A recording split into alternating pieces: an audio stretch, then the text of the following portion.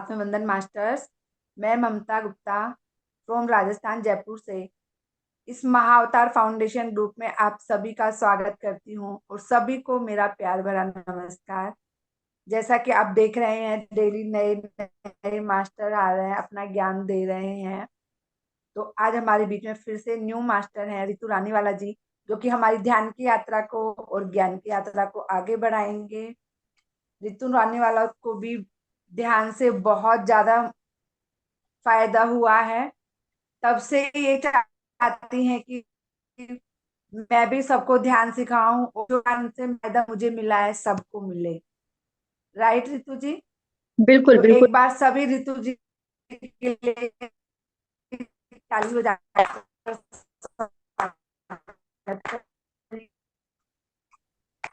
Thank you. आपकी आवाज break हो रही है ममता जी। ब्रेक हो रही थी क्या? हाँ जी। अब ठीक है? हाँ हाँ, अभी ठीक है। Over to you Ritu ji. Thank you so much, most welcome आपका। अब मन संभालिए और पार्टिसिपेंट को मेडिटेशन करवाएं, अच्छी अच्छी नॉलेज दें, और उसके लिए पूरी टीम की तरफ से आपको धन्यवाद। Thank you so much, thank you. नमस्कार masters, thank you so much. सबसे पहले तो मैं ब्रह्मश्री पितामह पत्री जी को नमन करती हूँ, उनको नमस्कार करती हूँ, धन्यवाद करती हूँ। सर ने हमें ये जो एक मार्ग बताया है स्वयं को जानने का, अपने आप को समझने का। तो जैसा कि ममता जी ने कहा, मैं आपको अपना शॉर्ट इंट्रो दे देती हूँ। मैं फिरोजाबाद से हूँ। आगरा के पास एक शहर है, मैं वहां से हूँ। और मेरी ध्यान की यात्रा 2021 फैब से शुरू हुई थी, और उसके बाद मेरी बहुत सारी जो फिजिकल इश्यूज थे वो ठीक होने शुरू हो गए। और बहुत जल्दी जल्दी तो मुझे समझ में आने लगा कि ध्यान में जरूर कोई चमत्कार है। और जैसे जैसे मैं इसको गहराई से समझने लगी, पथरी सर के ऊपर मेरा पूर्ण विश्वास था। और सर को मैं बिल्कुल सर जैसा कहते थे मैं वैसे ही फॉलो करती हूँ। और आज भी सर को मैं पूर्ण रूप से महसूस करती हूँ कि सर हमेशा हमें गाइड करने के लिए हैं। मेरे हर प्रश्न का उत्तर सर से ही मिलता है। तो मैं सर के उस ज्ञान को, जो आज मुझे एक टॉपिक मिला है, आध्यात्मिकता के 6 नियम, 6 सिद्धांत जो हैं, पत्री सर की जो भी ज्ञान है, हम जितना उसको गहराई से समझें, अपने हर उस सिद्धांत को जो सर ने हमें दिए हैं, अगर हम उनको समझते हैं, तो हम जरूर अपनी जो ये यात्रा है, इस जन्म की यात्रा से हम बहुत सहज और बहुत सरल रूप से हम जो भी हमारा मार्ग है, उसके जहां तक भी पहुंचते हैं, हम बहुत सहजता से पहुंच जाएंगे मास्टर्स। तो फ्रेंड्स, आज का जो ये टॉपिक है कि आध्यात्मिक शास्त्र के 6 मूलभूत सिद्धांत, बहुत ही बेसिक टॉपिक है ये स्पिरिचुअल साइंस का। तो हम सभी साइंस को जानते हैं, साइंस यानी विज्ञान, हिंदी में साइंस को बोलते हैं विज्ञान। तो पहले हम विज्ञान को समझते थे कि हमें विज्ञान जो है कोई डिग्री होती है। जैसे मैंने भी जब 12th लिया तो मैंने साइंस को एक सब्जेक्ट की तरह ऑप्ट किया था। लेकिन साइंस है क्या? साइंस का अर्थ अगर हम समझें, तो साइंस का मतलब है हर उस कारण को जानना। साइंस का अर्थ है यानी विज्ञान, जो कि आपको बहुत गहराई तक हर जो भी सिद्धांत हैं उसके कारण तक आपको पहुंचा देते हैं, वही विज्ञान है। यानी हमारे पति सर ने भी हमसे कहा कि आप लोग स्पिरिचुअल साइंटिस्ट बनिए, यानी आपको आध्यात्मिक वैज्ञानिक बनना है। हमें किसी भी गुरु को उन्होंने कहा फॉलो नहीं करने की जरूरत है। आप पहले उस सिद्धांत को, जो भी आपको बताया जा रहा है, आप खुद वैज्ञानिक की तरह उसको रिसर्च कीजिए, एक्सपीरियंस कीजिए, उसी के बाद उसे मानिए। तो जब हम अपने सोचने के तरीके को वैज्ञानिक बना लेते हैं, हम जो भी समझ रहे हैं, जो हमें कोई भी ज्ञान दे रहा है, तो हम अगर उसको वैज्ञानिक समझ के साथ उसको गहराई से समझते हैं, तभी हम उसे अपने जीवन में उतार पाते हैं, और तभी हम वहां पर उस ज्ञान को पाने के लिए पूरी तरह से ओपन होते हैं।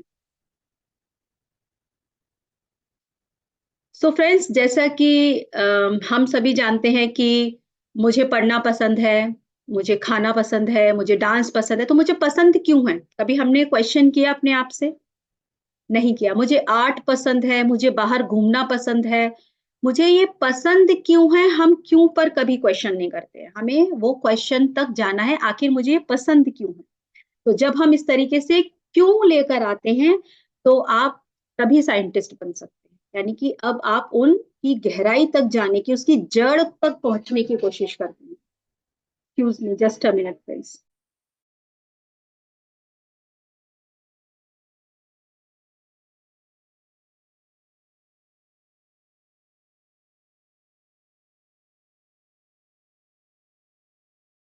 Sorry friends.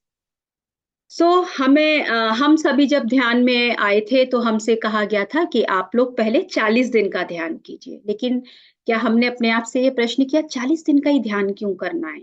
हमें 10 दिन का क्यों नहीं करना? हमें 21 दिन का क्यों नहीं करना? हमें 31 दिन का क्यों नहीं करना? हमें 40 दिन का मंडाला ध्यान ही क्यों करना है? तो जब हम इस 40 दिन के ध्यान के जो भी सिद्धांत है उसको समझेंगे, तो भी हम वैज्ञानिक कहलाए जाएंगे कि हमने उस सिद्धांत को गहराई से समझा कि आखिर 40 दिन के ध्यान का करने का अर्थ क्या है। तो इसका मतलब यह है कि जब हम किसी के कारण को जानने के लिए कोशिश करते हैं, उसको उसके उसके लिए चिंतन करते हैं, मनन करते हैं, जानने की हमारे अंदर क्यूरोसिटी होती है, तभी हम कह सकते हैं कि हम स्पिरिचुअल साइंटिस्ट हैं। साइंटिस्ट हमें कैसे बनना है? उसको डिग आउट करके, उसकी रूट कॉज को जानकर, कारण को जानकर। तो स्पिरिचुअलिटी क्या है? हमें ये भी जानना है कि आखिर ये स्पिरिचुअलिटी क्या है। स्पिरिचुअल साइंस के अगर 6 आज हम मूलभूत सिद्धांत जो भी समझ रहे हैं, तो पहले हम समझें कि स्पिरिचुअल साइंस क्या है, उसके बाद हम 6 सिद्धांत को समझेंगे। तो अध्यात्म क्या है? स्पिरिचुअलिटी यानी अध्यात्म। अध्यात्म का अर्थ है अपनी आत्मा का अध्ययन करना, स्वयं का अध्ययन करना। हम कौन हैं? हम चेतन हैं, हम चैतन्य स्वरूप हैं। तो हमें पहले वो जानना है, मैं कौन हूं। अपने आप को जानना ही अध्यात्म है। और जो स्पिरिचुअलिटी है वही हमारे जीवन का आधार है। स्पिरिचुअलिटी कुछ भी हमारे जीवन से अलग नहीं है, ये हमारे जीवन का आधार है। और जब इसमें हम वैज्ञानिक तरीके से यानी विज्ञान को भी जोड़ देते हैं, तो ये सिस्टमेटिक तरीके से, क्योंकि अब हम उसके रीजनिंग को भी समझ रहे हैं, तो हम एक सिस्टमेटिक तरीके से उसकी स्टडी को करना शुरू करते हैं। जैसे कि हमने फिजिक्स पढ़ी, आप लोगों ने अगर साइंस आपका बैकग्राउंड रहा होगा, तो आप सभी जानते हैं कि अगर हमें कोई भी एक्सपेरिमेंट करना होता है, तो जब तक हम उसके रिजल्ट तक नहीं पहुंचते हैं, तब तक हम उस एक्सपेरिमेंट को बार बार बार बार करते रहते हैं। तब जब हमें वो रिजल्ट मिलता है, तभी हम कहते हैं कि ये डन हो गया, कंप्लीट हो गया, राइट?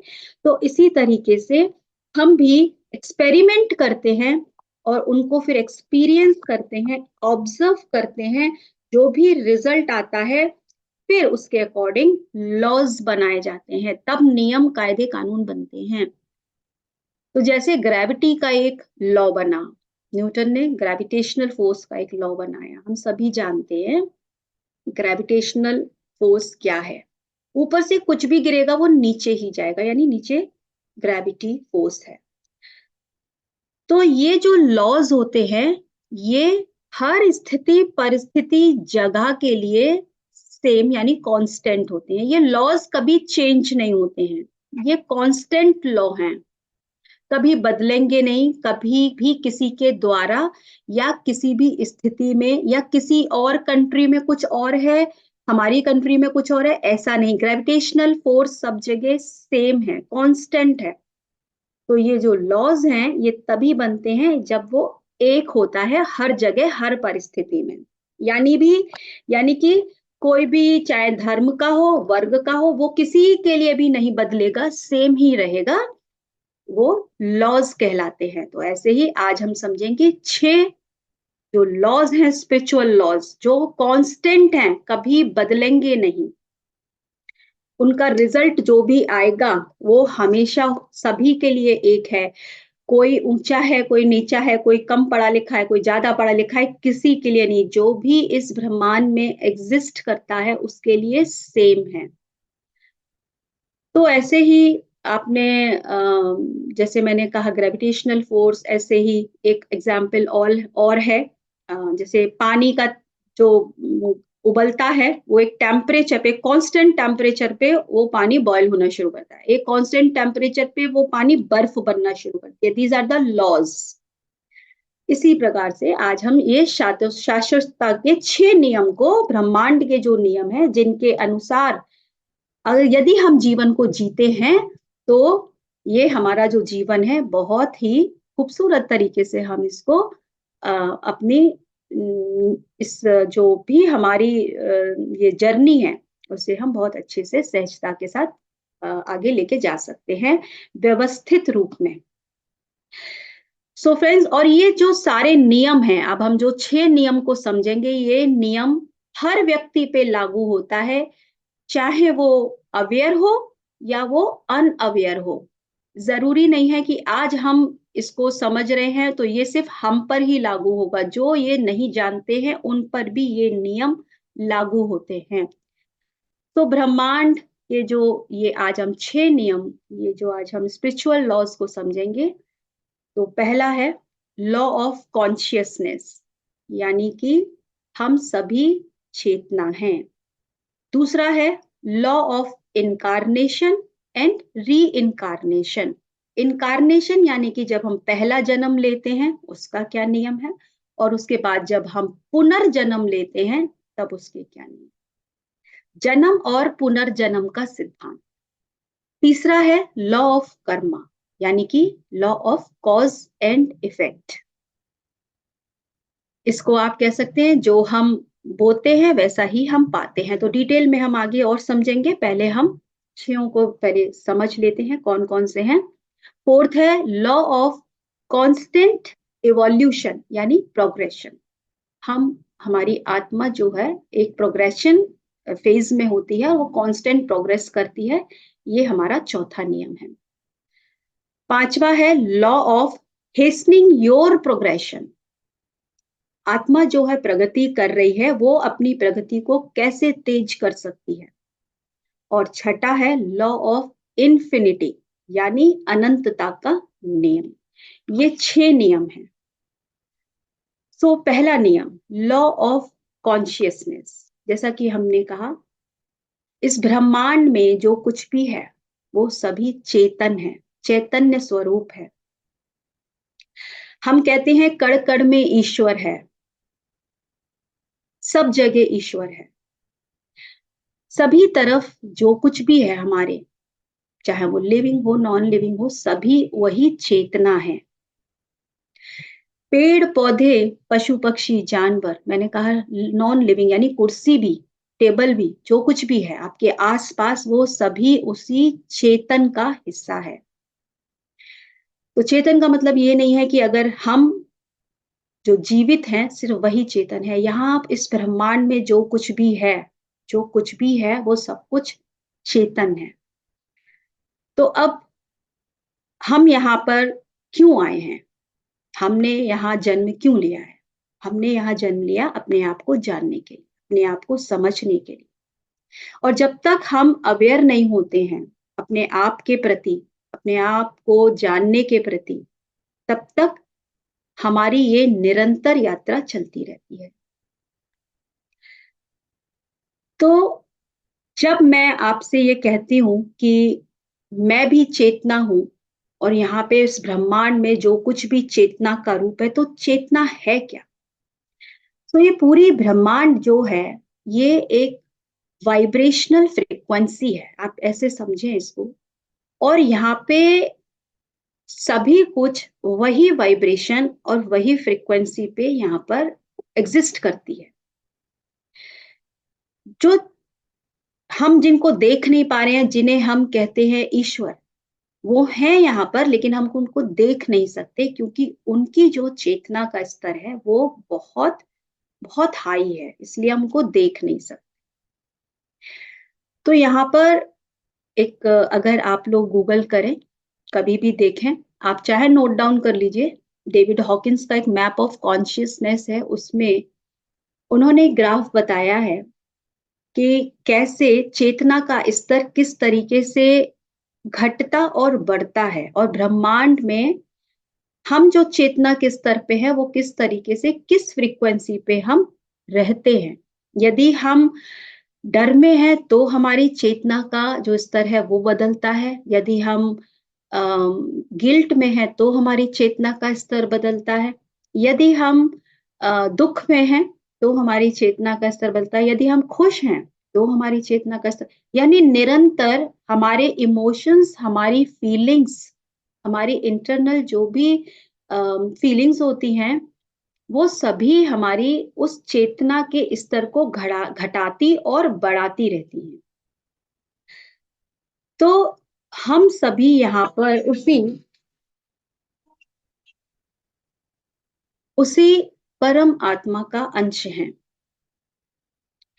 और वो जो परमात्मा है वो बहुत हायर फ्रीक्वेंसी पर है।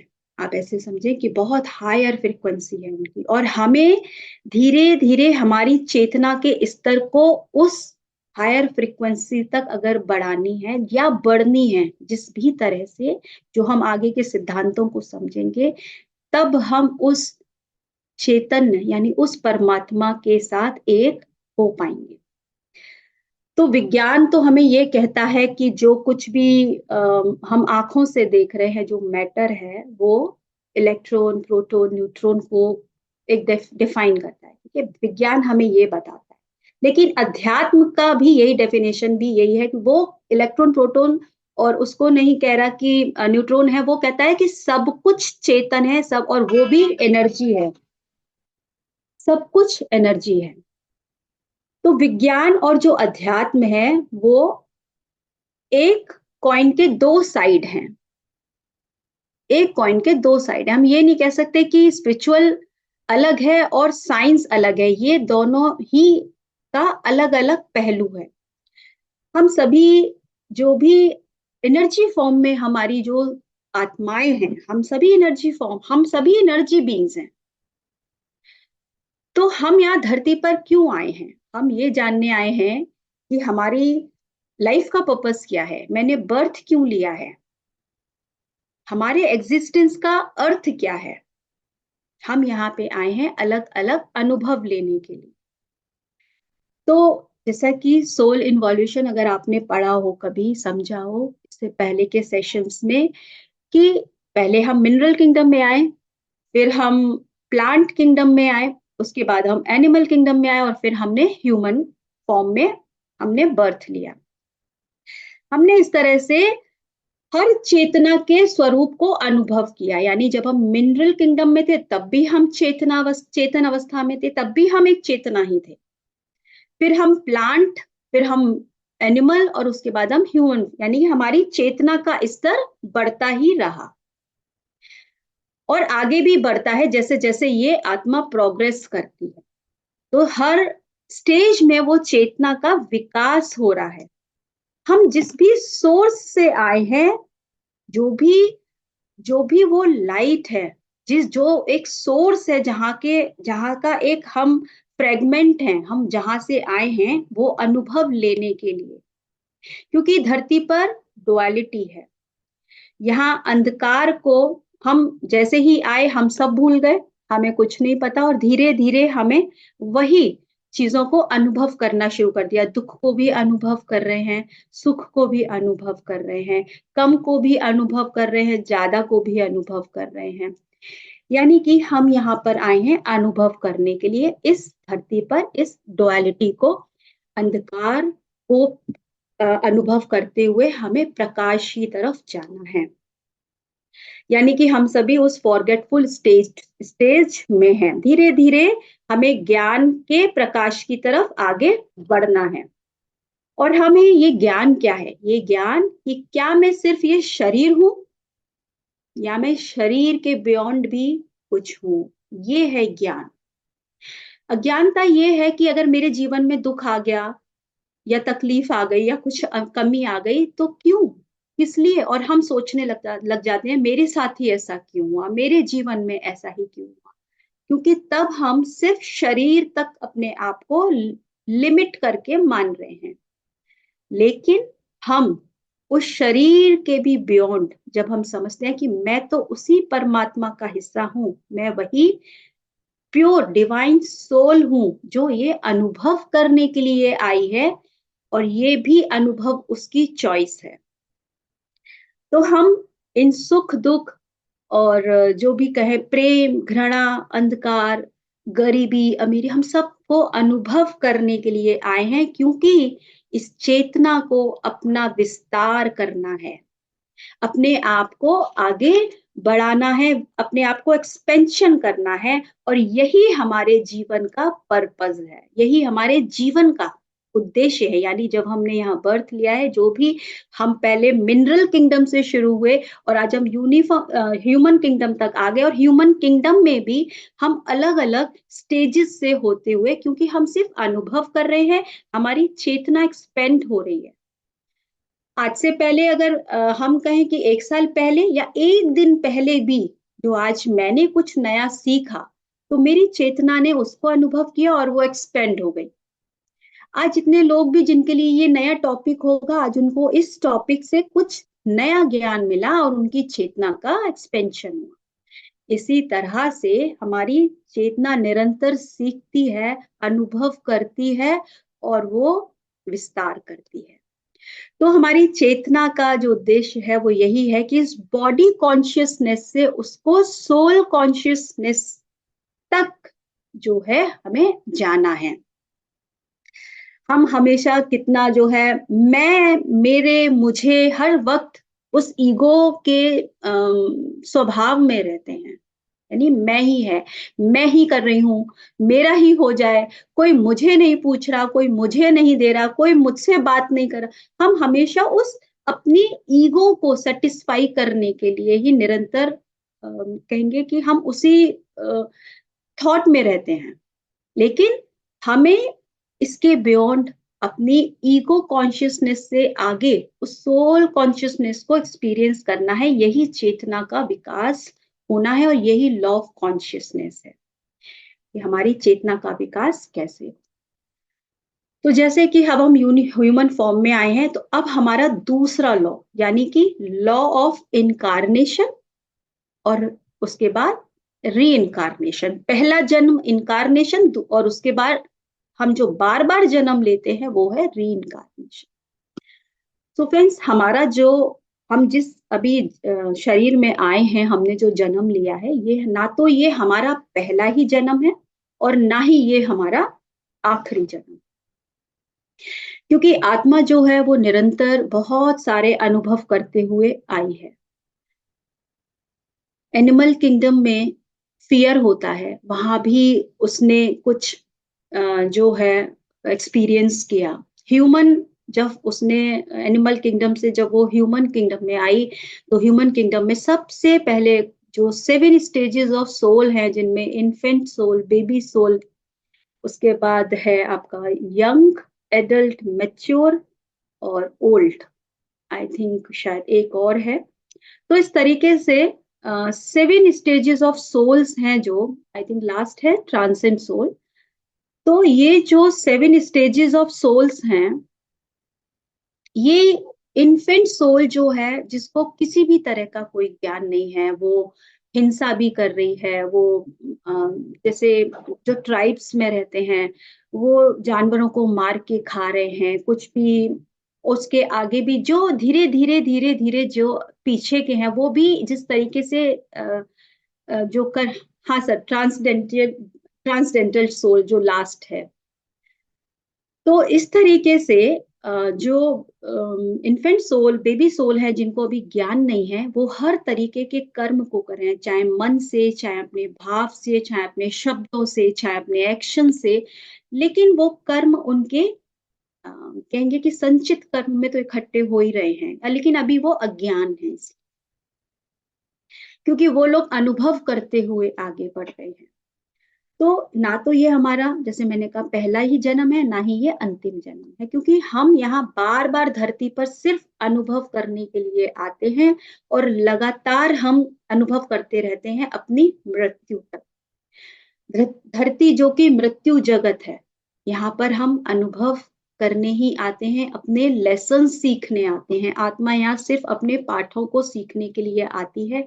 और आत्मा जो हमारा शरीर है, जिसमें सूक्ष्म शरीर भी हैं, कई लेयर्स हैं जिनमें, जहां पर हमारे यही, जो हमने कहा कि जो हमारे थॉट्स हैं, हमारे एक्शंस हैं, जिनकी मलिनता हमारे इन सूक्ष्म शरीर पर, आप कह सकते हैं कि वो चिपक जाती है।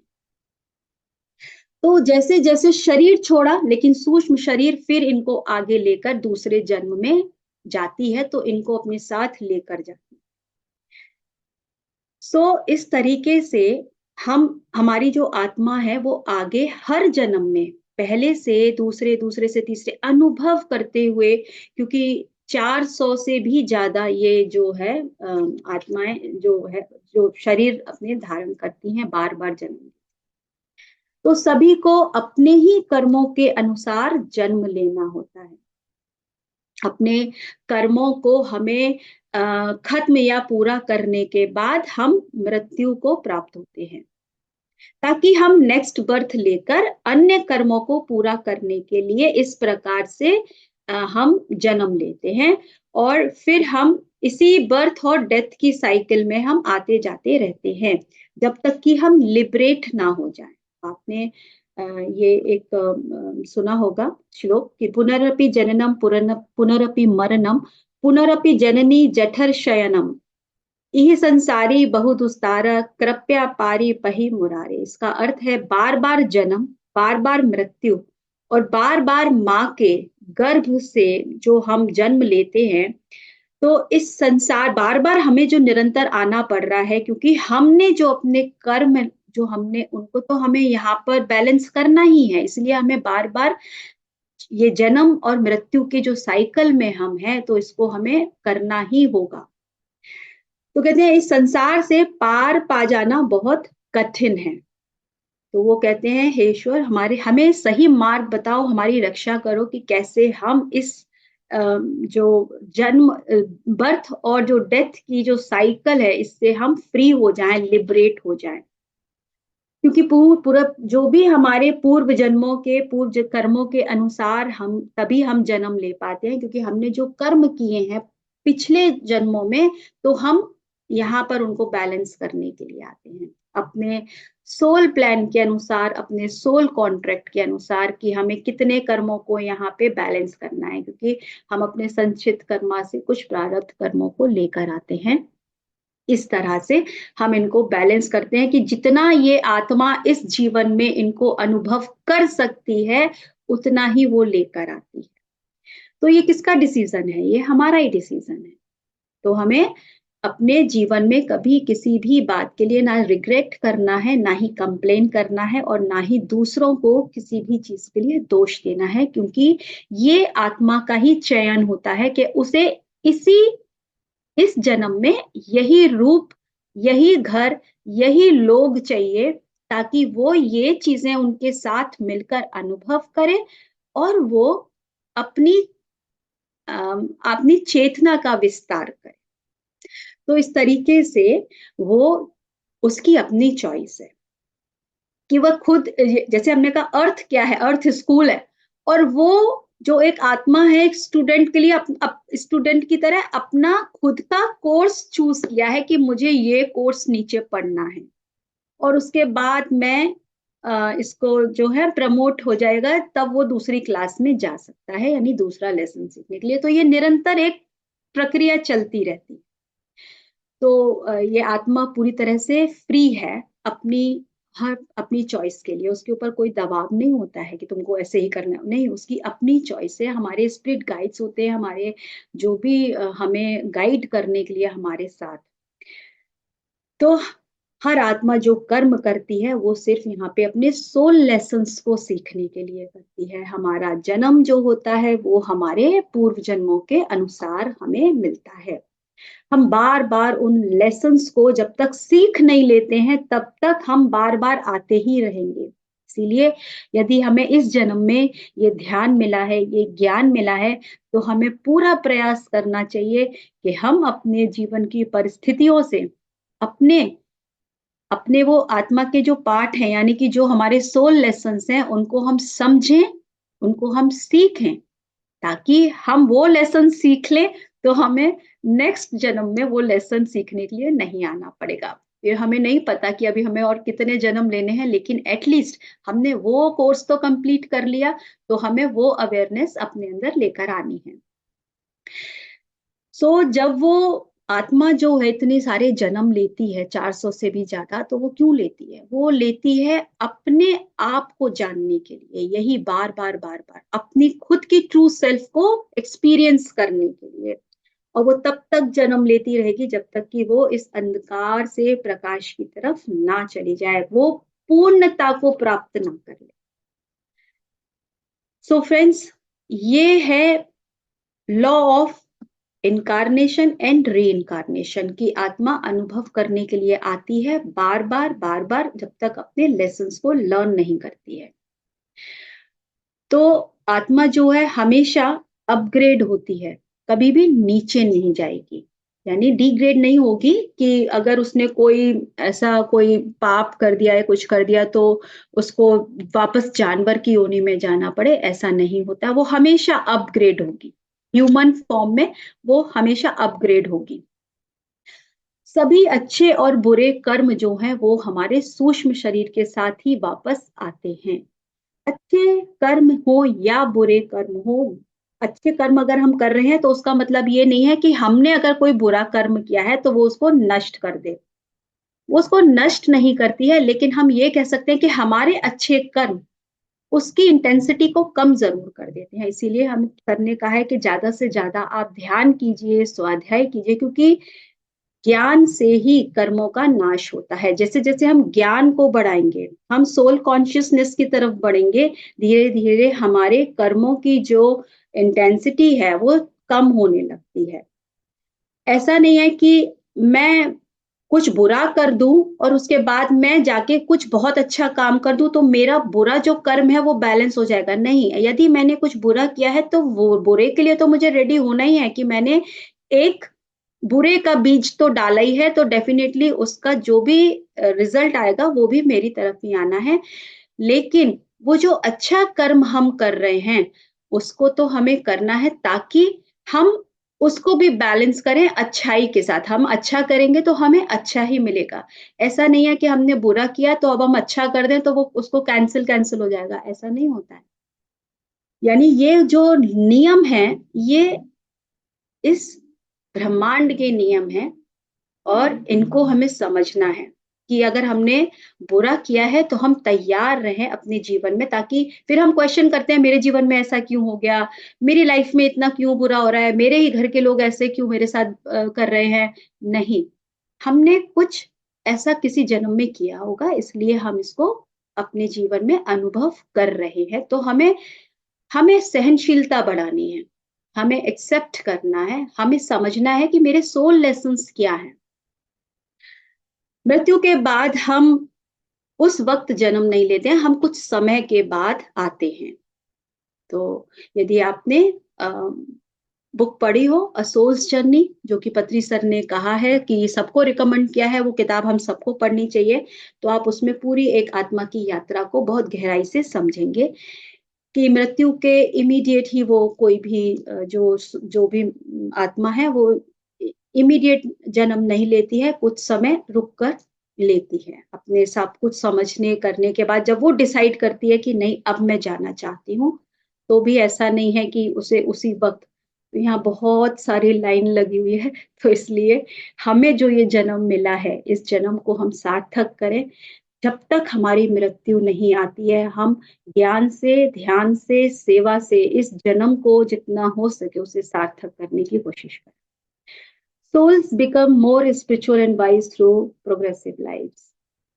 तो धीरे-धीरे इसी निरंतर प्रोग्रेशन से जो आत्मा है वो और अ, उनकी बुद्धि का विस्तार भी होता है। जैसे मैंने कहा, चेतना का विस्तार यही है। और बहुत कम लोगों को अपना जो है पुनर्जन्म याद होता है। इसी ध्यान करते हैं तो कुछ लोगों को अपने पिछले जन्म दिखाई देते हैं और उनको पता चलता है। हमारे पीएसएसएम में बहुत सारे मास्टर्स हैं जिन्होंने अपने ध्यान के द्वारा पास्ट लाइफ्स देखा है और उनको पता चला है, और फिर उससे उनको उनका सोल का पर्पस पता चलता है कि इस जन्म में उनको क्या करना है, उनको एक गाइडलाइन मिल जाती है। तो इस तरीके से बहुत कम लोग पुनर्जन्म को जान पाते हैं, क्योंकि हम यहाँ पे फॉरगेटफुल स्थिति में आते हैं। सो फ्रेंड्स, नेक्स्ट है लॉ ऑफ कर्मा। तो लॉ ऑफ कर्मा तो हम सभी का जो है बहुत सबका सुना हुआ समझा, हमने अपने आसपास भी सुना है कि अरे तुम गलत करोगे तो तुम्हें पाप पड़ेगा, तुम अच्छा करोगे तो तुमको पुण्य मिलेगा। ऐसे ही जो ये कर्म और कर्म फल सिद्धांत है, वो जो भी है कि हम जैसा बोते हैं वैसा ही हम पाते हैं, जैसा हम करेंगे वैसा ही हमें उसका फल मिलेगा। दूसरों को यदि हम दुख दे रहे हैं तो हमें भी वही वापस उसको एक्सपीरियंस करना पड़ेगा, और यही सिद्धांत जो है ये सृष्टि को चलाने वाला कर्म सिद्धांत है। यानी यूनिवर्स में ना तो कोई आपको पनिश करने के लिए है, ना कोई आपको ब्लेस करने के लिए है, लेकिन यहाँ पर ये कर्मा जो है, ये कर्मा एक, आप ऐसे कह दीजिए कि आप जिस तरीके की एनर्जी आप रेडिएट कर रहे हैं वैसी ही एनर्जी यूनिवर्स से आपकी तरफ आएगी और आपको वो एक्सपीरियंस करनी पड़ेगी। यूनिवर्स जो है वो आपकी ही वाइब्रेशन पर आपको रिस्पॉन्ड कर रहा है, वो कुछ आपको अलग से नहीं दे रहा, ना आपको वो ब्लेसिंग्स अलग से दे रहा है, ना ही वो आपको पनिशमेंट अलग से दे रहा है। आप आपने अपने मन में किसी के प्रति कोई बुरा भाव लेकर आए, तो वो इमीडिएट आप ये सोचे कि मैंने मुंह से नहीं निकाला, मैंने तो मन में लाया, मैंने तो सिर्फ एक विचार लाया, मैंने तो मुंह से नहीं निकाला, लेकिन आपका एक विचार तो ब्रह्मांड में चला गया। आपने बेशक मुंह से नहीं निकाला, मगर वो विचार आपका ब्रह्मांड में चला गया, और अब हमें रेडी होना है कि वैसा ही कुछ हमारे जीवन में हमें एक्सपीरियंस करना है। इसलिए हमें अपने हर विचार के प्रति बहुत सजग होना है, सिर्फ शब्दों के प्रति नहीं, क्योंकि वो शब्द तब होते हैं जब हमारे विचारों में आते हैं, लेकिन अगर हम शब्दों से पहले अपने विचारों के प्रति सजग हो जाएंगे तो हम अपने जीवन के प्रति सजग हो जाएंगे, अपने कर्मों के प्रति सजग हो जाएंगे। तो हमारे जीवन में हम जो कुछ भी अभी एक्सपीरियंस कर रहे हैं, तो डेफिनेटली वो हम अपने पास्ट कर्मास को एक्सपीरियंस कर रहे हैं, जो हमने दिया है वही हम एक्सपीरियंस कर रहे हैं। और यदि आज मैं अवेयर हूँ तो मैं अब जानती हूँ, तो मैं अब अवेयरनेस के साथ वो थॉट्स लेकर आती हूँ, तो डेफिनेटली मेरा फ्यूचर जो होगा वो अच्छा होगा, क्योंकि मैं इस तरीके के नेगेटिव थॉट्स या किसी के प्रति मेरे मन में कोई इस तरीके का विचार नहीं है, मैं सजग हूँ। यही है कि हमें सजग होना है। तो जो यूनिवर्स है वो हमारी वाइब्रेशन पे हमें रिस्पॉन्ड करता है, हमें कुछ भी कम या ज्यादा अलग से स्पेशल कुछ नहीं दे रहा। तो हमें बहुत माइंडफुल होने की जरूरत है, ताकि हम अपना फ्यूचर जो है वो बेहतर बना सकें, चाहे इसी लाइफ में चाहे नेक्स्ट लाइफ टाइम में, क्योंकि हमें नहीं पता कि अभी हमारा नेक्स्ट लाइफ टाइम कितने नेक्स्ट लाइफ टाइम होंगे हमारे। हम अहिंसा को समझें। हम हिंसा सिर्फ किसी को मारने के लिए, मारने से नहीं, हम अपने शब्दों से अपने विचारों से भी अहिंसा करते हैं।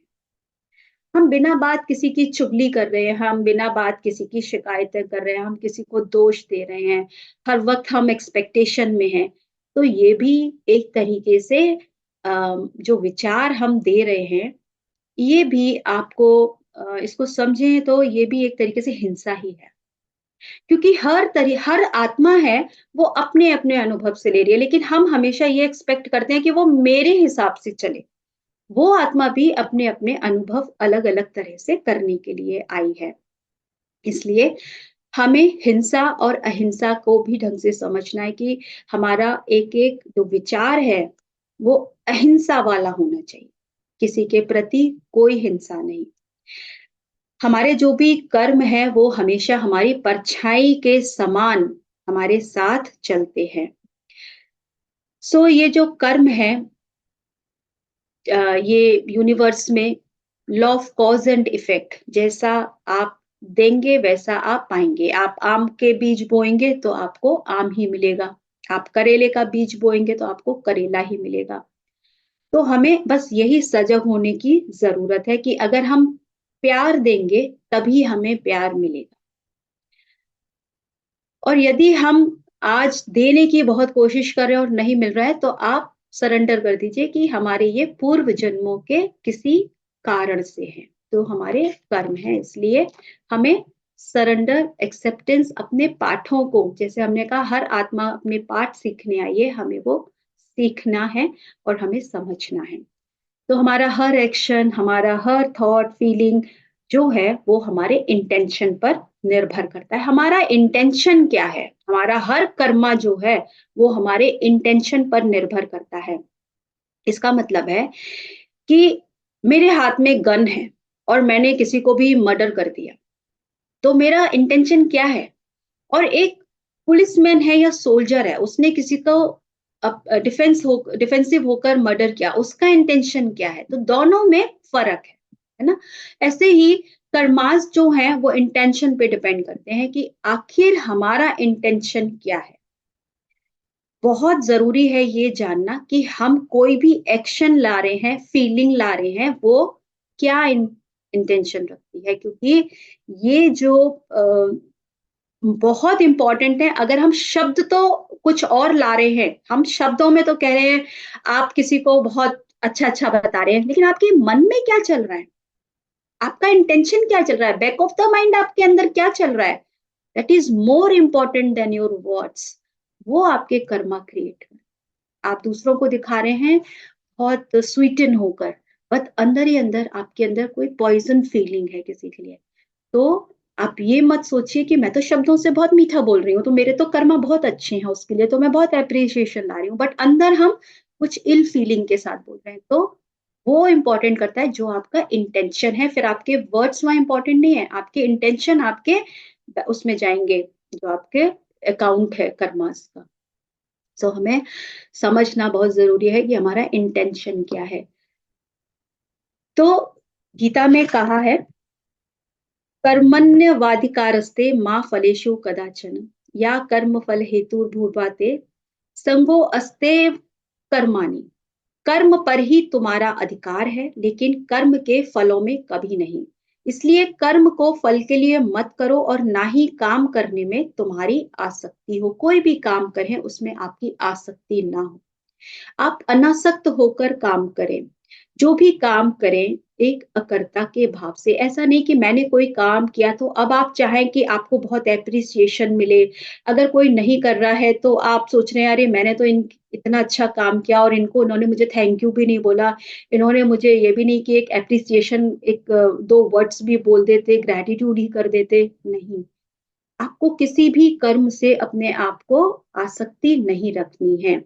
आप एक एक मीडियम की भांति काम करें, अकर्म की तरह से, अकर्ता के भाव से उस कर्म को करें कि ये कर्म आपके द्वारा किया गया।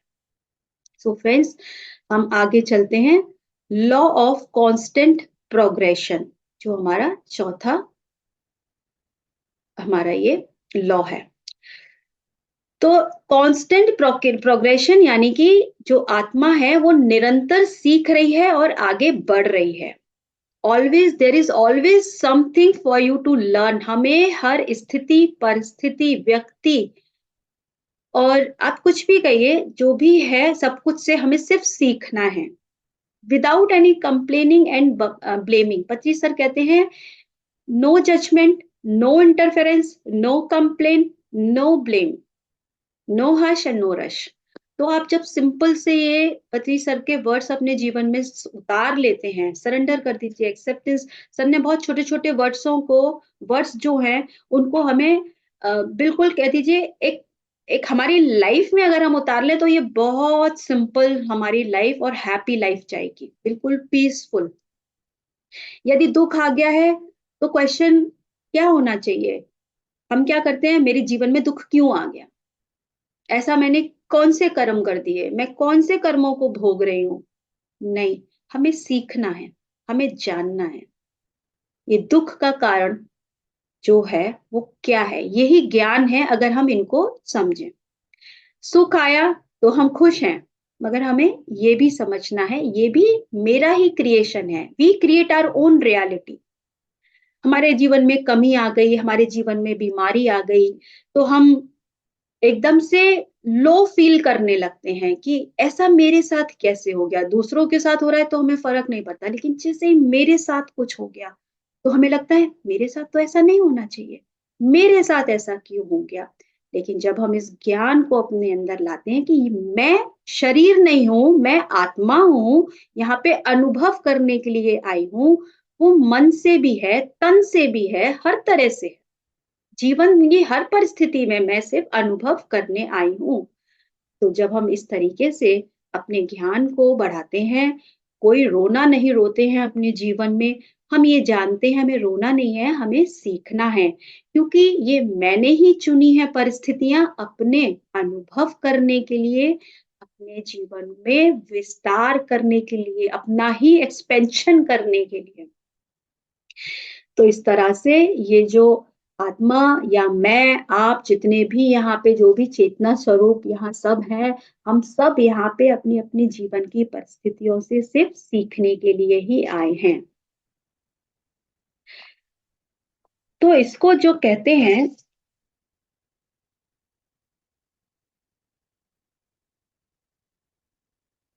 इसमें मैं पत्री सर की एक जो बुक है उसमें से कुछ लाइनें आपको सुनाती हूँ। इसको हिंदी में कहते हैं लॉ ऑफ कांस्टेंट प्रोग्रेशन को पुरोगमन सिद्धांत।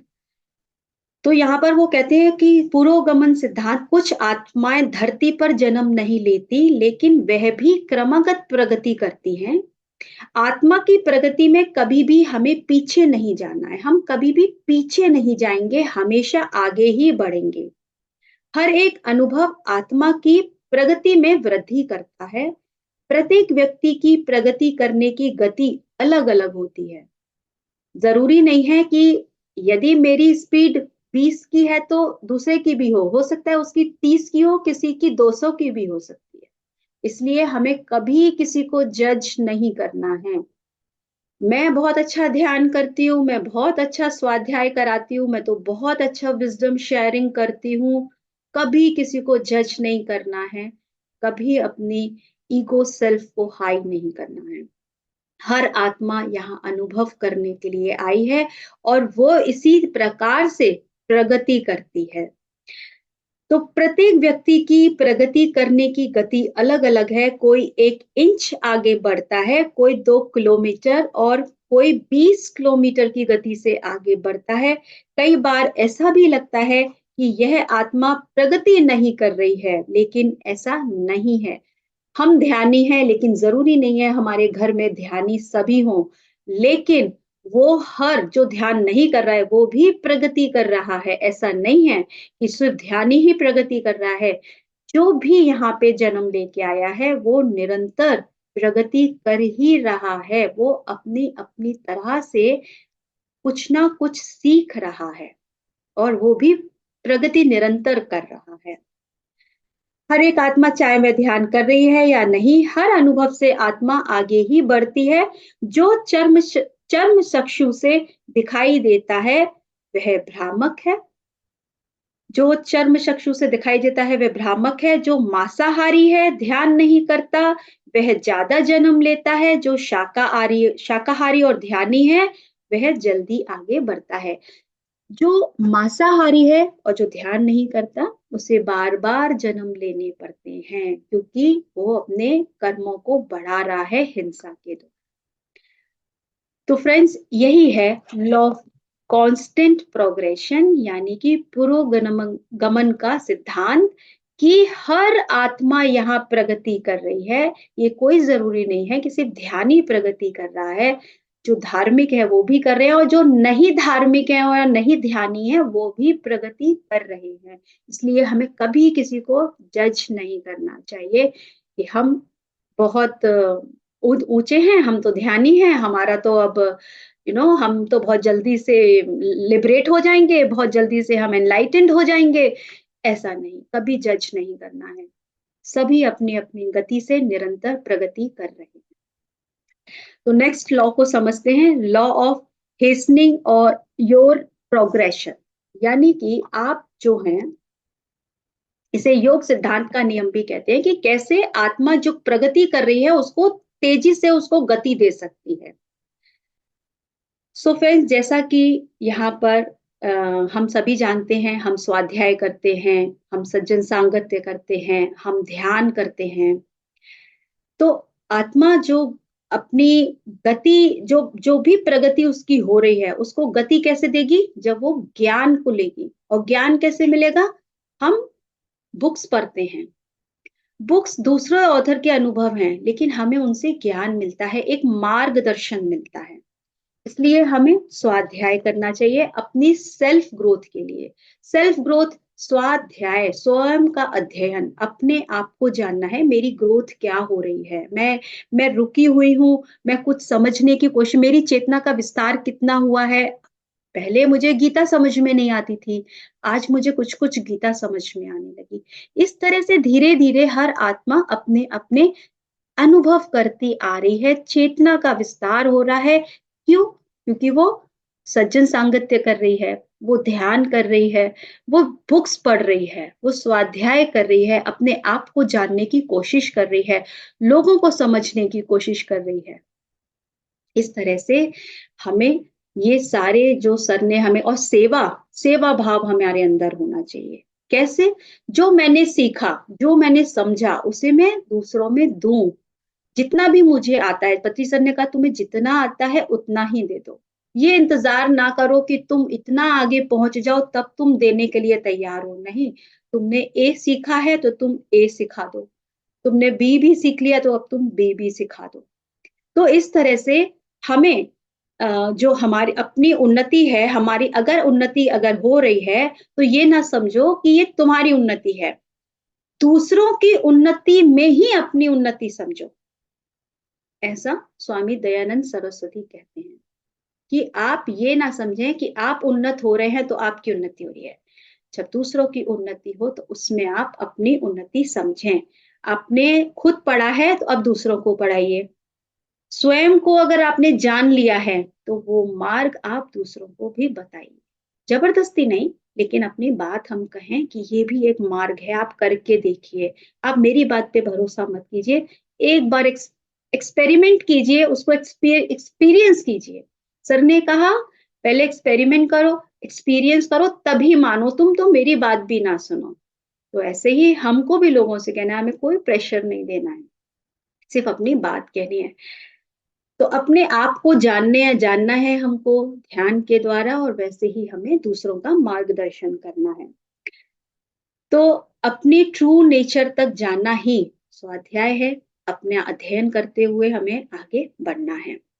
तो जब आप स्वयं को जान जाएँ, तो आप फिर दूसरों को भी बताने के लिए तैयार हैं। और पीएसएसएम में तो हमें यही बहुत ईज़ी एक बात बताई है, और हम पिरामिड के बारे में दूसरों को बताएँ कि पिरामिड ऊर्जा क्या है। तो इस तरीके से जब हम ये स्वाध्याय, सज्जन सांगत, ये सेवा को हम अ, एक कहते हैं ना, ये हम इकट्ठा करके जब हम अपने जीवन में लेकर आते हैं, तो हमारी आत्मा की उन्नति होती है। उसके बाद हमारा जो नेक्स्ट लॉ है, वो है लॉ ऑफ इन्फिनिटी, यानी अनेकानेक सिद्धांत के नियम। तो देखिए फ्रेंड्स, अनेकानेक सिद्धांत का नियम क्या कहता है ये? ब्रह्मांड में कितने तारे सितारे हैं, और हम कितने ही अच्छे कर्म कर चुके और कितने ही बुरे कर्म कर चुके, और जब हम अनअवेयर थे तब भी हम कितने ही अच्छे और बुरे कर्म कर चुके। ये तो आज हम ध्यान में हैं, तो हम अ, अपने हर विचार के प्रति हम ध्यान रखते हैं। लेकिन इससे पहले तो हम कर्म कर चुके ना, तो वो कर्मों का भी हमारे ऊपर जो भी आएगा, अब हम रेडी हैं, क्योंकि अब हम एक्सेप्टेंस में हैं कि वो मेरी अज्ञानता थी, लेकिन अब मैं सजग हूँ। इसी तरह से हमारे अंदर कितने ही अनेक विचार आते हैं, हमारे शरीर में कितने ही अनेकों अनेक कोशिकाएं हैं। तो ये जो इसी तरह से हमारे भीतर उस ब्रह्मांड में जितने तारे सितारे हैं, वैसे ही हमारे अंदर अनेकानेक संभावनाएं हैं। हम अपने उस पोटेंशियल को नहीं जानते हैं जो हमारे अंदर है, तो उसे कौन जानेगा? उसे हमें स्वयं को जानना है। यदि हम ज्यादा ध्यान करेंगे तो भी हमको ही मिलेगा। हम ज्यादा ज्ञान को पाने की एक कोशिश करेंगे, एफर्ट करेंगे, तो भी हमको ही मिलेगा। जितना जो भी कोशिश हमारी होगी उसका रिजल्ट किसको मिलेगा? वो हमको मिलेगा। तो किसकी उन्नति मेरे हाथ में है? मेरी उन्नति मेरे हाथ में है। तो हम दूसरों पे ये ना कहें कि कोई दूसरा आके मुझे कुछ बता जाए, दूसरा कुछ आके मेरा उद्धार कर जाए। नहीं, हम अपने उस पोटेंशियल को समझें और अपने आप को जानकर आगे निरंतर प्रयास करें आगे बढ़ने के लिए। कभी हमें ये शब्दों का प्रयोग नहीं करना चाहिए, मुझे ये नहीं आता या मैं ये नहीं सीख सकती। हमें कोशिश करनी चाहिए क्योंकि मेरे अंदर वो अ, वो एक कहते हैं ना, आपको कैसे मैं वो शब्द नहीं आ रहा मुझे कि वो हमारे अंदर पोटेंशियल है कि हम सीख सकते हैं। जैसे आप जितने लोग यहाँ बैठे हैं, जब मोबाइल नहीं था और जब सबके पास पहली बार मोबाइल आया तो आप लोग घबरा गए होंगे कि भाई ये मोबाइल कैसे चलेगा, मुझे तो मोबाइल चलाना नहीं आता है। पहले हम बटन चलाने नहीं जानते थे, उसके बाद हम टच स्क्रीन चलाना नहीं जानते थे। ये टच स्क्रीन कहीं मुझसे इधर उधर टच ना हो जाए, कुछ गड़बड़ ना हो जाए, हम डरते थे ना। हमें ज़ूम चलाना नहीं आता था, हमें ज़ूम चलाना भी सीख लिया। हमें जो काम नहीं, इसका मतलब ये हमारे अंदर वो संभावनाएँ हैं जो हमें खुद को जाननी है और फिर हमें अपनी ही उन्नति करनी है। क्योंकि ये जो आत्मा जब अपनी उन्नति करती है, आगे बढ़ती है, तब वो जाके उस एक विराट के साथ, उस जो अनंत है, उस अनंतता के साथ एक होकर उसमें विलीन हो जाती है। ये है लॉ ऑफ इन्फिनिटी। तब आप ये मानते हैं कि यहाँ जितने भी लोग बैठे हैं वो मुझसे अलग नहीं हैं, वो मैं ही हूँ। और आप भी यही मानेंगे कि यहाँ जो मैं बोल रही हूँ वो मैं अलग नहीं बोल रही, वो आप ही बोल रहे हैं। यानी कि हम उस एकत्व को अनुभव करना शुरू करते हैं। जैसे इस ब्रह्मांड में अनेकानेक जो तारे सितारे हैं, या मेरे सर में जितने भी ये बाल आप देख रहे हैं, तो ये मेरा सर ही है। बाल भी मेरे हैं, सर भी मेरे हैं, यानी ये अलग नहीं है, ये सब एक ही है। ऐसे ही हम सब उस एकत्व को महसूस करते हैं इस पूरे यूनिवर्स में। तो ये क्या महसूस करते हैं जब एक हो जाते हैं? यूनिवर्स सिर्फ एक ही वाइब्रेशन पे वाइब्रेट करता है और वो है लव फ्रीक्वेंसी। यानी कि हम प्रेम को अनुभव करते हैं और ये प्रेम ही है जो हमें एकत्व से एक करता है। सो फ्रेंड्स, आज के ये जो 6 सिद्धांत हैं स्पिरिचुअल साइंस के, स्पिरिचुअल लॉज हैं ये, यदि हम इनको जीवन में उतार लें तो हमारी ये आध्यात्मिक यात्रा बहुत सहज और बहुत सरल हो जाएगी। थैंक यू सो मच ममता जी, मैंने आपका ज्यादा समय तो नहीं लिया। Thank you so much. कोई नहीं, अब मेडिटेशन कम ले लेना। अच्छा ठीक है, हम आपने 20 बहुत। मिनट मेडिटेशन कर लेंगे। ओके। ठीक। एक्चुअली ये थोड़ा सा अगर हम डिटेल में समझाएं तो थोड़ा लंबा हो जाता है, इसलिए ये बहुत अच्छे टॉपिक लिए हैं और ये इस ज्ञान सबको होना भी बहुत जरूरी है। जब तक हमें ज्ञान नहीं होगा तो हम दुखी होते रहेंगे। बिल्कुल। पत्री जी कहते हैं ना, हम दुखी क्यों होते हैं? ज्ञान है तो हम दुखी होते हैं, लेकिन जब हमें ज्ञान की बातें सीखने को मिलेगी तो हम हाँ धीरे धीरे हम सब चीजों से छुटकारा मिलता चला जाएगा से। बिल्कुल, यस, ये बहुत जरूरी थे ये टॉपिक लेने, और बार बार रिवाइज होना भी बहुत जरूरी है। क्योंकि थैंक यू कई सो बार मच रितु हमारे जी। लाइफ में अब ज्यादा चैलेंज। Time waste. हाँ, तो बिल्कुल बिल्कुल हम बिल्कुल टाइम वेस्ट नहीं करेंगे। यस। सभी फ्रेंड्स अपने ध्यान में बैठ जाएं और यदि किसी का कोई प्रश्न होगा तो हम बाद में ले लेंगे 5 मिनट, और तब तक हम 15 मिनट का ध्यान कर लेते हैं। ठीक है? ठीक है ममता जी। चलिए फ्रेंड्स, आना पाना सती ध्यान के लिए तैयार हो जाइए आप लोग। सुखासन में जो बैठ सकते हैं वो सुखासन में बैठ जाएं, और जो पैरों को लटकाकर लंबा करके बैठ सकते हैं। आप बिल्कुल सहज होकर बैठ जाइएगा।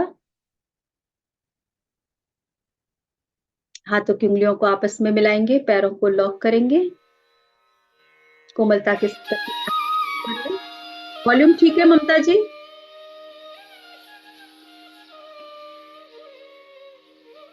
फ्रेंड्स वॉल्यूम बता दीजिएगा अगर मुझे कम ज्यादा करनी हो तो।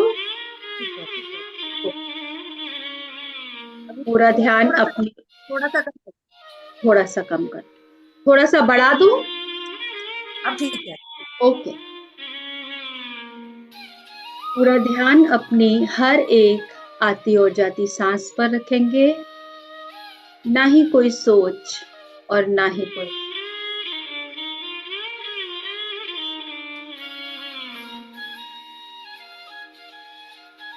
15 मिनट के लिए अपने आप को पूरी तरह से अपने ध्यान में समर्पित कर दीजिए।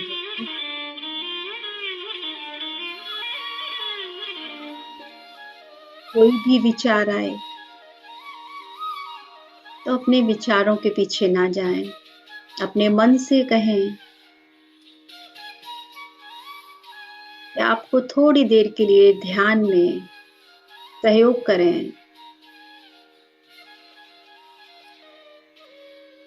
आपके विचारों से कहें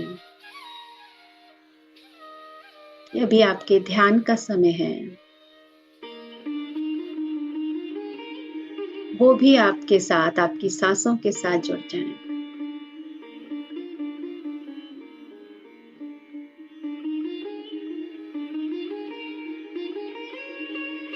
हर एक आती और जाती सांस को देखें।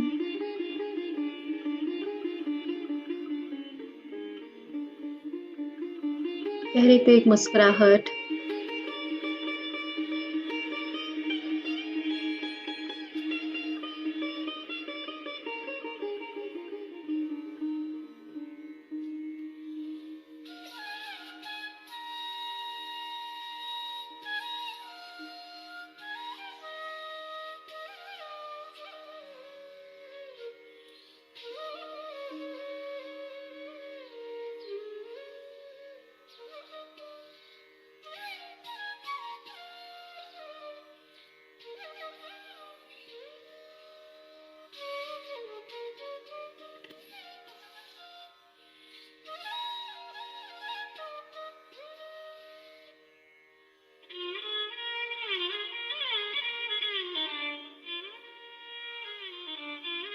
हर एक सांस के साथ अपने आप से प्रश्न करें,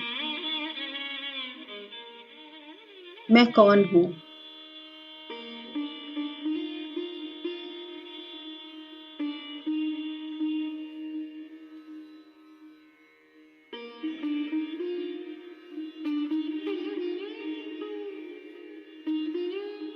इस धरती पर मेरे जन्म का उद्देश्य क्या है?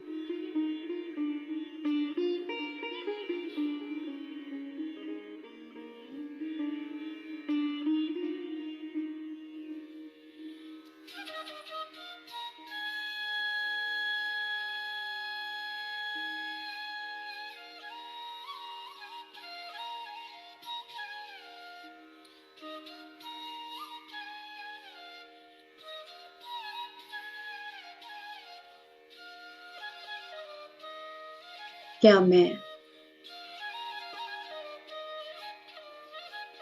ये पंच तत्व से बना ये जो मेरा शरीर है, यही मेरा सत्य है? या मुझे उस सत्य तक जानने को, जो मैंने जन्म लिया है, वो मेरा उद्देश्य है?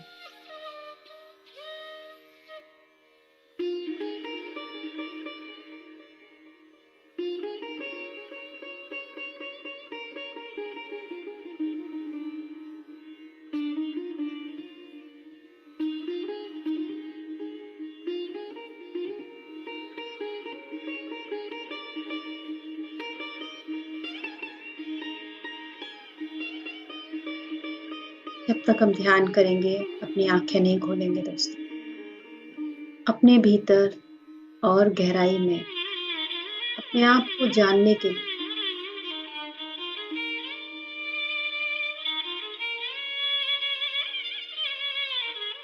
हम और गहराई में जाते जाएंगे। अपने आप से ये प्रश्न हम तब तक करेंगे जब तक हम स्वयं को जान लें और अपने उस उत्तर से हमें वो संतुष्टि ना मिल जाए।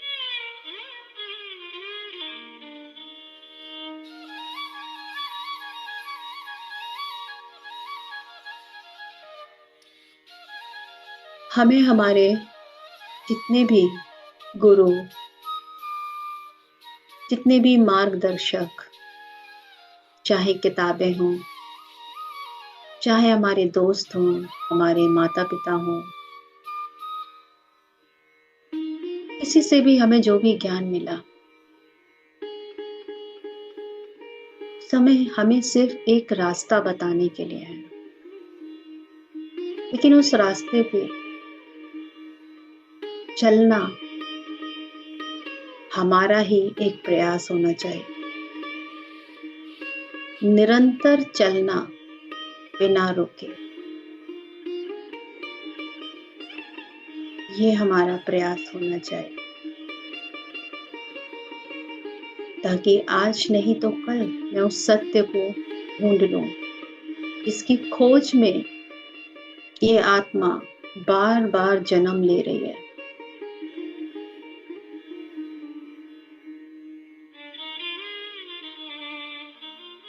अपने जीवन के उद्देश्य को ढूंढने के लिए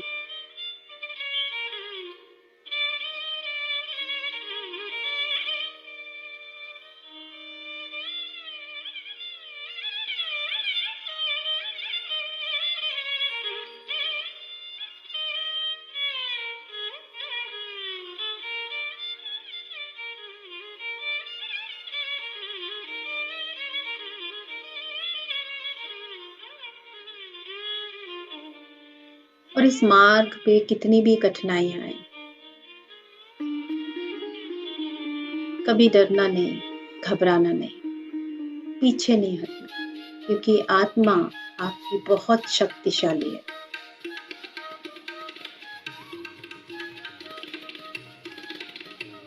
उसके भीतर अथाह शक्ति है।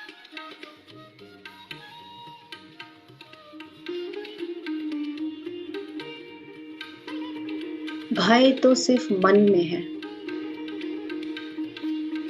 जो आपको डरा देता है, आपकी स्थिति परिस्थिति से आपको पीछे ले जाता है। मगर आप वो नहीं है, आप मन नहीं है, आप शरीर नहीं है।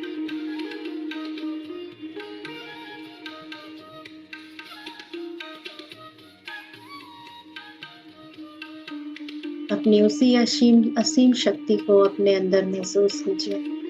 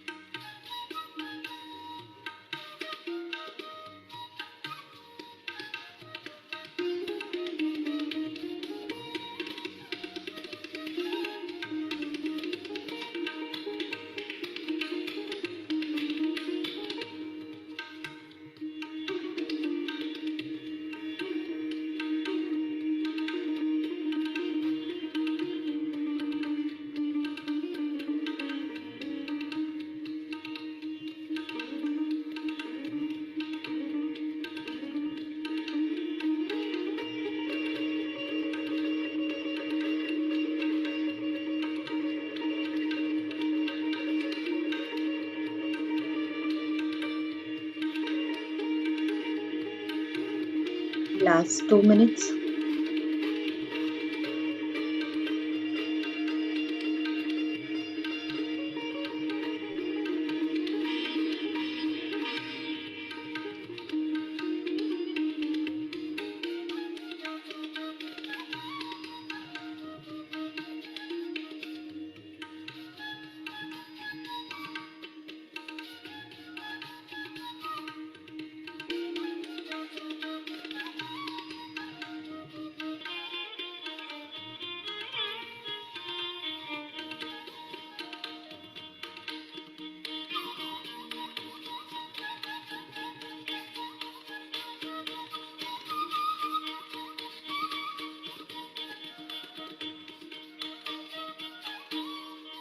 Last 1 minute. धीरे धीरे हम ध्यान से वापस आएंगे दोस्तों। जहाँ भी आप बैठे हैं उस जगह के प्रति सजग होंगे। धीरे धीरे अपने हाथ पैरों को हिलाएंगे।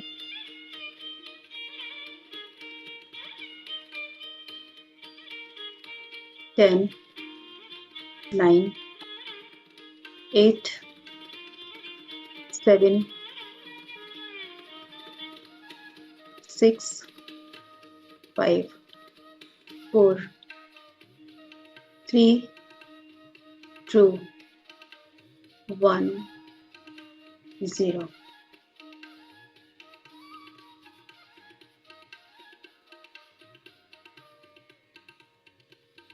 धीरे से अपने दोनों हाथों को खोलकर अपनी दोनों आंखों पर रखेंगे।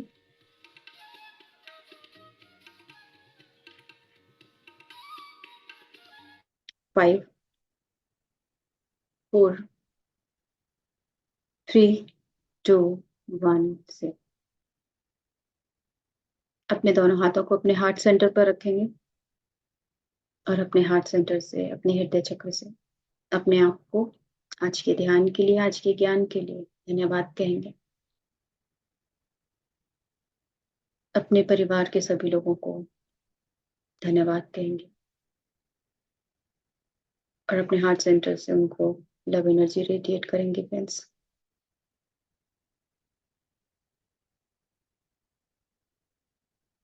प्लांट किंगडम, एनिमल किंगडम, आपके आसपास, आपके घर में जो भी पेट्स और आपके प्लांट्स हैं उनको अपने हार्ट सेंटर से लव एनर्जी रेडिएट करेंगे और थैंक यू बोलेंगे क्योंकि इस ब्रह्मांड में जो कुछ भी एग्जिस्ट कर रहा है वो हमारी सोल एवोल्यूशन में हमें हेल्प कर रहा है। सभी फैमिली मेंबर्स को थैंक यू बोलेंगे। Thank you so much. अपने टीचर्स, अपने पेरेंट्स, अपने फ्रेंड्स, अपने सिबलिंग्स, अपने कलीग्स सभी को थैंक यू बोलेंगे फ्रेंड्स। थैंक यू सभी को। इस पूरे यूनिवर्स में ये लव एनर्जी रेडिएट करेंगे।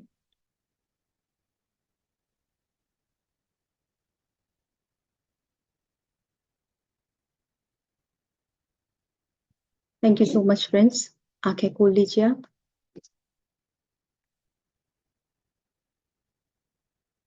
Thank you.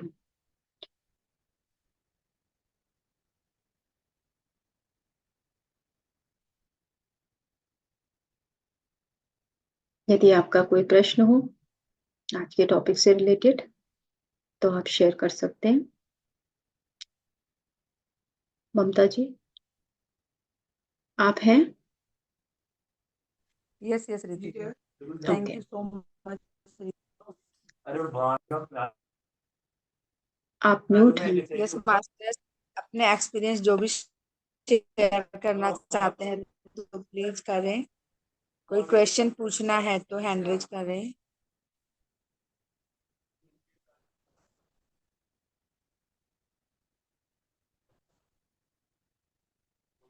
Sunil sir most welcome आपका।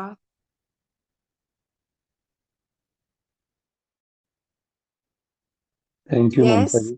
शकुंतला नमस्कार जी। सर। नमस्कार।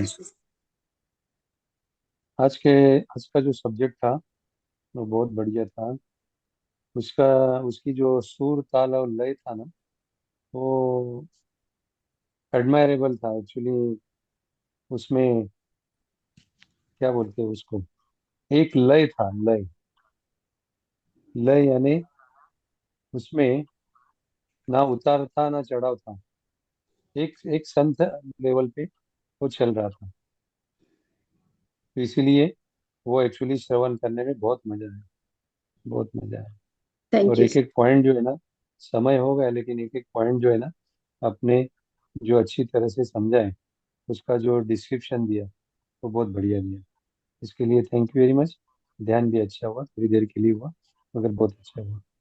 Thank you thank you, sir. Thank you, thank you थोड़ा ममता जी, टाइम थैंक एक्सीड हो गया सर आज। यू। टॉपिक इतना सुंदर था कि छोड़ने को मन ही नहीं कर रहा था, सुनने वालों का ना बताने वालों का। बराबर बराबर। मैंने भी इसको जैसे कहते हैं ना, जब आप पढ़ाने जाते हैं तो आप भी सीखते हैं। जी मैम, हम्म बिल्कुल बहुत सुंदर टॉपिक था सच में। हम्म। थैंक यू मैम, फिर दोबारा से आना कभी, है ना, बताना। बिल्कुल बिल्कुल, thank you so much friends, thank you. And sorry sorry for आपका मेडिटेशन का टाइम थोड़ा कम हो गया, लेकिन आप इसके बाद रात में ध्यान कर लीजिएगा। हाँ हाँ, बिल्कुल बिल्कुल। Thank you. ओके। ओके, जय सिया राम, जय सिया राम।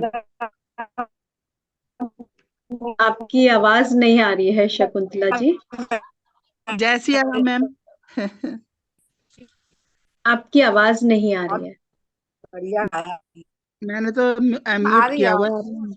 है। हाँ, अभी आ आ रही रही है। है, आ रही है, आ रही है। जय सिया राम मैम, जय सिया राम। जय सिया राम।